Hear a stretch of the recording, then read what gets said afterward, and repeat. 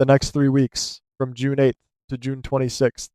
Prediction: the coming weeks promise to be nothing short of explosive, so let us jump straight into the heart of the impending chaos and break down exactly what is about to unfold. Consider the highly volatile situation with Jens. For weeks, the prevailing assumption among the power players has been that he is cornered, a desperate target waiting to be neutralized by the trap Lucas has so carefully laid out. But here is the controversial opinion I cannot shake. Jens was never the prey in this scenario. From my perspective, Jens has been playing a brilliant, terrifying game of psychological chess while everyone else is playing checkers. Instead of walking blindly into the snare, Jens is actively weaponizing it, turning the hunters into the hunted. And he is not just avoiding capture, he is orchestrating a massive misdirection that will send ripples through the entire criminal underworld. The sheer arrogance of assuming Jens could be easily outmaneuvered is about to cost several people dearly. We are about to see him pull the strings on a wild goose chase so elaborate that it will leave the sharpest minds completely disoriented, proving that true power lies in making your enemies exhaust themselves chasing phantoms.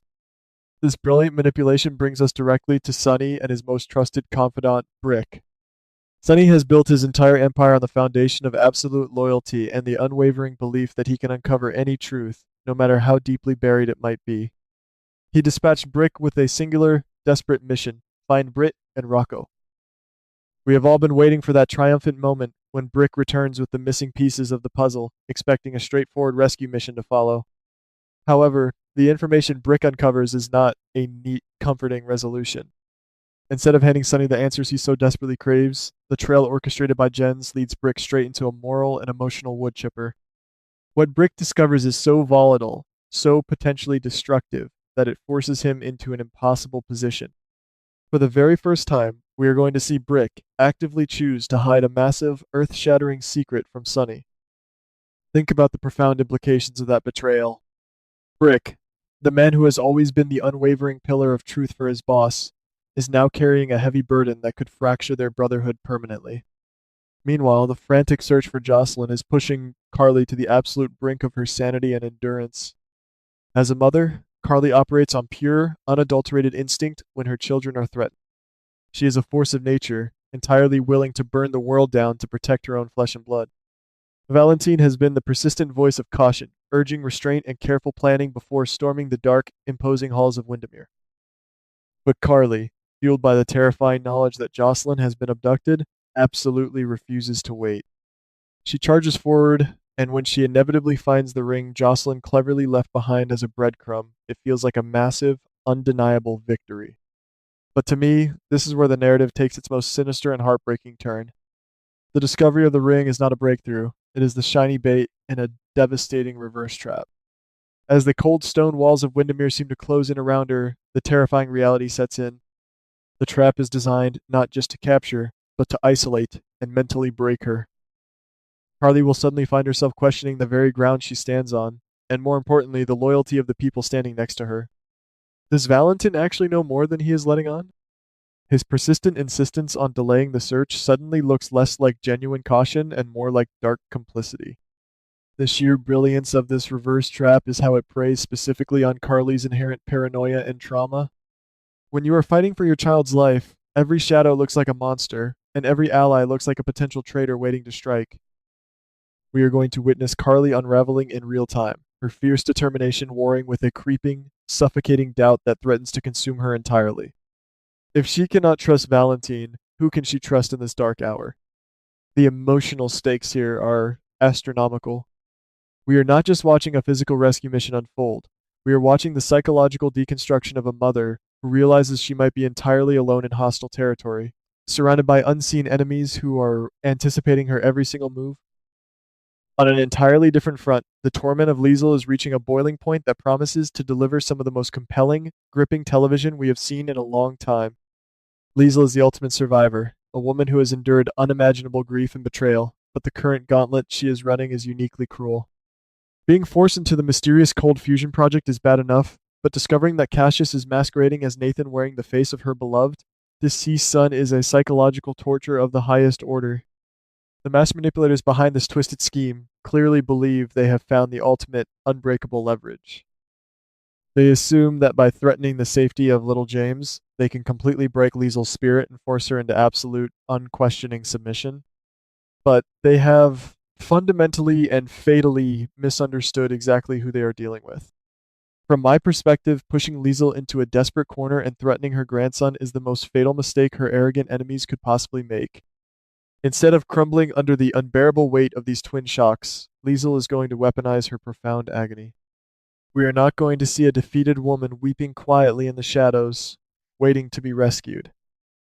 We are going to see a brilliant, ruthless tactician violently flip the board entirely. Liesel will make a sudden, shocking decision that completely alters the power dynamic of her captivity. She will find a highly proactive way to secure James's safety, effectively neutralizing the leverage held over her head. I predict this bold maneuver will be so audacious and wildly unexpected that it will leave Cassius and his co-conspirators completely reeling. Liesel is about to remind absolutely everyone in this city exactly why she is considered one of its most formidable, dangerous residents when her family's survival is on the line. As we pivot to the younger generation, the emotional manipulation is just as intense, though it wears a very different, softer mask. Michael has been operating in the shadows, carefully arranging the emotional chess pieces in a deeply unsettling attempt to push Willow and Chase into a forbidden romance. It is a storyline that makes you question the very nature of love, autonomy, and control. Michael genuinely believes he is orchestrating an outcome that serves his own twisted sense of the greater good, manipulating vulnerable hearts to achieve his desired reality. He sees Chase's lingering feelings and Willow's gentle nature as convenient tools to be exploited for his grand design. It is a highly dangerous, arrogant game, assuming he can dictate the complex emotional lives of the people around him without suffering any severe collateral damage in the process. However, Michael's intricate, manipulative web is about to collide violently with Brooklyn's incredibly chaotic reality. Brooklyn is currently suffocating under the immense, crushing guilt of her secret involvement in the tragic hit-and-run accident. We have watched her spiral downward, knowing that the impending truth could completely destroy her life and her freedom. The natural expectation is that her inevitable confession will be the explosive catalyst that finally pushes a devastated, heartbroken Chase right into the waiting, sympathetic arms of Willow, perfectly executing Michael's master plan. But here is the beautiful, unexpected twist that changes everything. Brooklyn, despite her own impending ruin, absolutely refuses to be the collateral damage in Michael's scheme. In a moment of profound clarity and striking selflessness, she steps in.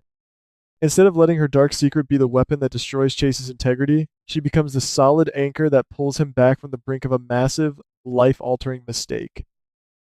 By actively saving Chase from falling into the trap of a manufactured, messy affair with Willow, Brooklyn effectively detonates Michael's entire strategy from the inside out. The fallout from this intervention is going to be spectacular and deeply devastating.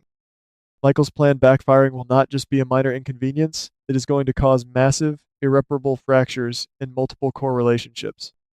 When the ugly truth of his manipulation finally comes to light, how can Willow ever look at him the exact same way?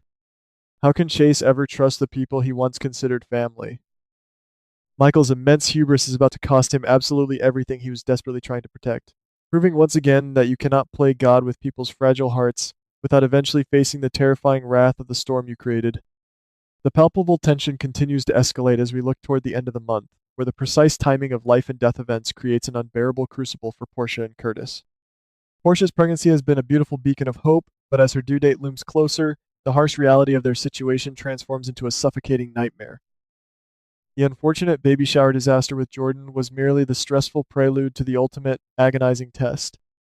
Imagine the sheer, crushing pressure of Portia going into active labor at the exact moment Curtis is standing in a cold courtroom, his entire future hanging delicately in the balance as he faces the very real, terrifying threat of a prison sentence.